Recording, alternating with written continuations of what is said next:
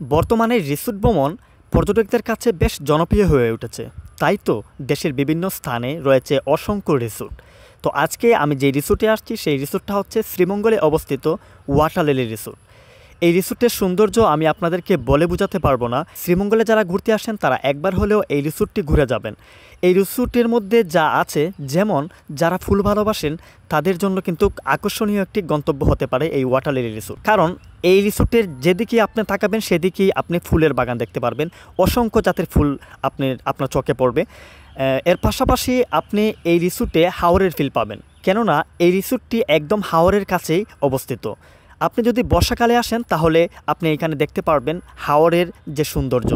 তার পাশাপাশি হাওরের যে মুক্ত বাতাস রয়েছে সেটা কিন্তু আপনি ফ্রিতে উপভোগ করতে পারবেন। তার পাশাপাশি এই রিসোর্টের বিশেষ আকর্ষণ হচ্ছে এখানে 3টা লেক রয়েছে, আর প্রত্যেকটা লেকেই আপনি শাপলা ফুল ভাসতে দেখবেন। বিভিন্ন টাইপের শাপলা ফুল এখানে রয়েছে যা আপনাকে মুক্ত করবে। সো দেরি না করে এখনই চলে আসুন শ্রীমঙ্গলের ওয়াটার লিলি রিসোর্টে। সো ভিউয়ার্স, আজকের ভিডিওটি এই পর্যন্তই। যদি ভিডিও ভালো লাগে অবশ্যই একটি লাইক করবেন এবং পেজ থেকে দেখলে অবশ্যই ফলো দিয়ে রাখবেন। ভালো থাকবেন। আসসালামু আলাইকুম।